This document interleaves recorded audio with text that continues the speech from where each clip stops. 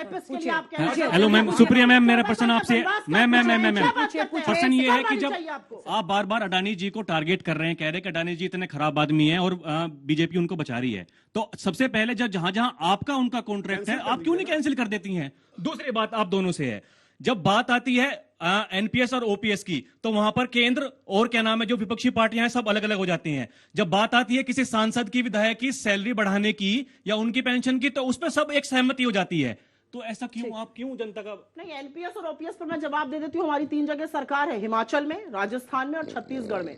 लोगों की डिमांड है कि ओल्ड पेंशन स्कीम लागू करी जाए और हमने अपने तीनों राज्यों में वो लागू करी है। इनके घोर विरोध और इनके पैसे पर कुंडली मार के बैठने के बावजूद, एक मिनट चुप रहिए, पूरा बोलने दे फिर आप बोलिएगा।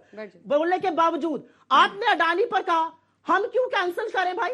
अडानी के लिए रूल्स जिस सरकार ने बदले वो कुछ नहीं करेगी, वो हाथ पर हाथ धर के झुंझुना बजाएगी और हम हर जगह कैंसिल करें। हमने तो एक फेयर तरीके से L1 बिडिंग कराई थी, ये करा ले।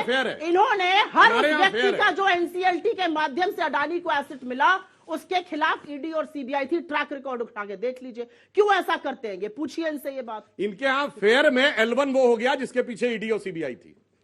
कितना बढ़िया तर्क दिया कि इनके यहाँ कॉन्ट्रैक्ट में, ये बताइए आप क्या करें? अच्छा ये बताइए, अगर ईडी सीबीआई L1 बिडर समझते हैं ना, किसने दिया? केंद्र सरकार ने या राजस्थान सरकार ने? जानते हैं ना, हम ये कह रहे हैं समझते हैं राजस्थान सरकार ने दिया है कि उन्होंने दिया? बात नहीं करते। तो L1 बिडर तो इसमें भी थे, जो भारत सरकार को कॉन्ट्रैक्ट मिले उसमें भी L1 मिले। मैं इसीलिए तो कह रहा हूँ आपसे। अच्छा तो कैंसिल कर दीजिए ना।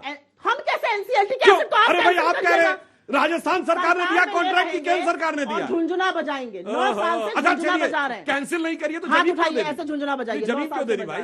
9 साल से बजा रहे हैं अभी और। अरे 3 जगह झुंझुना बज रहा है, राजस्थान में, छत्तीसगढ़ में, केरल में। केंद्र सरकार में झुंझुना आप बजा रहे हैं। मेरा सवाल सुधांशु जी से है, क्या अडानी को 5-5 एयरपोर्ट जो है वो दे दिए गए, जबकि नियम 2 का था?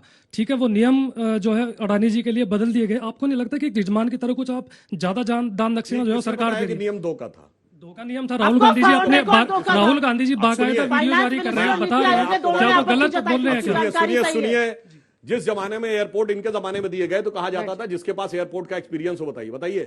दोनों कंपनियों के पास था एयरपोर्ट का एक्सपीरियंस, दिल्ली बॉम्बे दिया गया था, पूछो।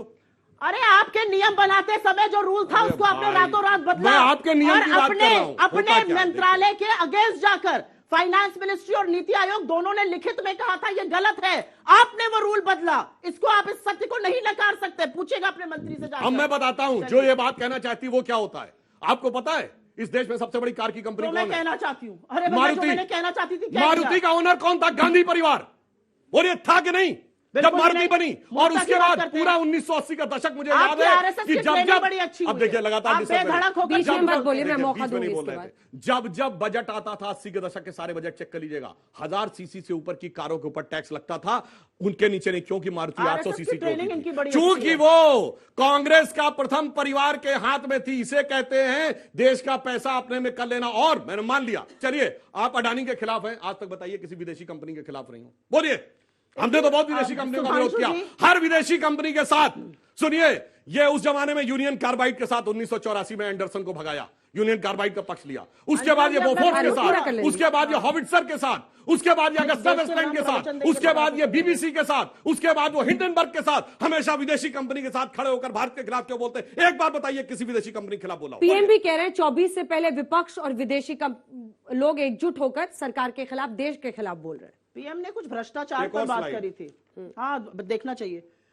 सारे भ्रष्टाचारी एक मंच पर।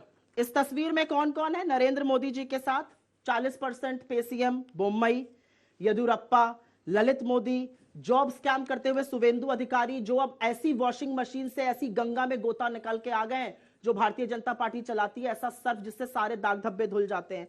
इसमें इनके साथ गौतम अडानी परम मित्र हैं। इसमें इनके साथ हेमंतो बिस्व शर्मा है, उनके ऊपर शारदा स्कैम था। इसमें इनके साथ, ये तो बड़ी अच्छी बात है भाई, अभी मेघालय में चुनाव हुआ, कॉनराड सांगमा को इन्होंने बोला चुनाव होते ही स्पेशल सुप्रीम कोर्ट का टास्क फोर्स गठित करेंगे, इतने भ्रष्टाचारी हैं। चुनाव होते ही तुरंत पहुंच जाते हैं सांगमा के साथ सरकार बनाने के लिए। इसमें इनके साथ नारायण राणे और रघुवर दास है। एजेंसीज इनके खिलाफ कब एक्ट करेंगी अंजना जी? ये भी तो सवाल पूछना चाहिए ना। इन सबके खिलाफ केसेस है, आपने सुना इनको किसी केस के लिए, किसी सुनवाई के लिए बुलाया गया, इनको प्रताड़ित किया जा रहा है। चौगुना हुआ है ईडी का केस 2014 के बाद और 95% केस विपक्ष के खिलाफ है।